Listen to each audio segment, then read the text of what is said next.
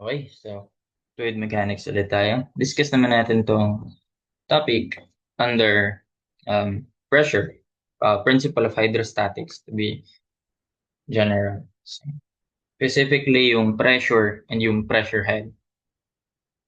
Okay, so sabi tricky raw to eh. So sige, tignan nga natin. Okay, so passboard yan, of 2019. Pero before that, may mas general pa kasi dyan. Unahin natin yan. Eto, lumang-lumang problem. So, lumalabas na talaga yun sa board exam. Dati pa. What is the equivalent pressure head in centimeters of water to a pressure of 150 kilopascals? So, ganito lang yan. By principle, di ba, alam natin that pressure is simply gamma H.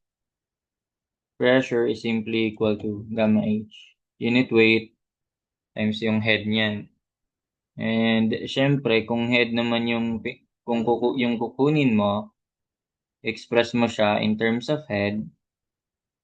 So, pressure head naman, H is pressure over gamma. No? Pero dito, ang tinatawag ng equivalent pressure head. Pag ganyan, same yan ang pressure. So, pag equal yung pressure 1 sa pressure 2, pressure 1 is equal to pressure 2.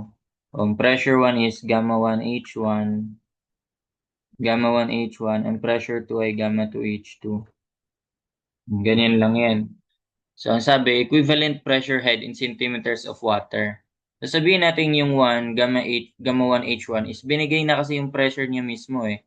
So, yun na agad yung pressure 1. No? So, in this case, ang pressure 1 na agad siya. Equal to pressure in terms of water. So, ang pressure 1 may value na tayo. 150 kilopascals. Kilopascals, so dapat unit mo na kilonewtons and meters yung dimension naman. So, pressure pressure head in centimeters of water. So, that's simply gamma. 9.81. Gamma times H pala. Gamma H. Simply gamma times yung head niyan. O, yun na yung hinahanap. Naka-water. Head in water. So, syempre, dapat, kung head in water yung hinahanap, so dapat yung gamma mo, naka-water din. So, kaya ganyan lang yan. 'Di ba? So, that is just 150 divided by 9.81. Ayan, 15.29 or naka-meters tayo. 1 meter, 100 centimeters. So, 1,529. 1,530. Wala naman. Ito most nearly gives. 1,530 cm. So, ganun lang siya. What if dito, sinabi na a column of mercury daw produces 600 kilopascals. So, what is the equivalent height of water column? So, same lang sa kanina. Gawin lang natin. Equivalent height daw eh. So, yung pressure in terms of mercury is equal sa naka-pressure in terms of water. Ganun lang ibig sabihin nun. So, pressure in terms of mercury, wow, HG talaga. M na nga lang. Pressure in terms of mercury is equal to pressure in terms of water. So, ang pressure mercury, gamma ng mercury, di ba? M na nga lang. Huwag na mag-chemical. Ano yun? Yung symbol. So, gamma, head ng mercury. Equals gamma ng water, head in terms of water. Ang sabi kasi, column of mercury produces 600 kilopascals na. Ibig sabihin, ito na yun mismo, yung gamma M, HM, yan na yung 600 kilopascals.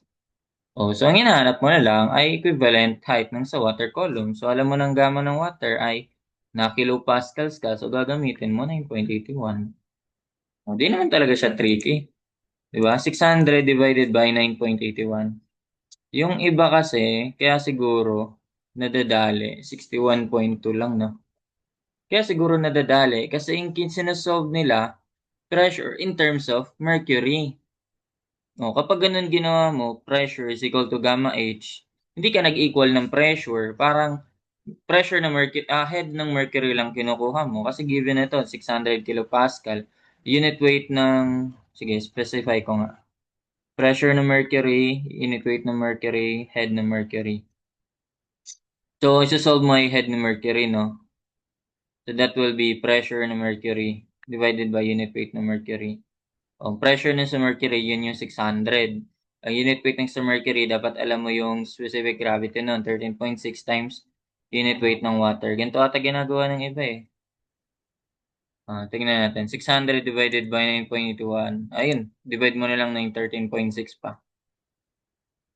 Ayun, mag-equal. Ayun, 4.5. Ito yung nasasagot nila. Again, yan yung magiging sagot kung head ng mercury. Or height ng watt ng mercury din. Height or, okay, head na lang. Head in terms of water, in terms of mercury. Ganun. So, ganun lang siya. Diba? That's it for this problem.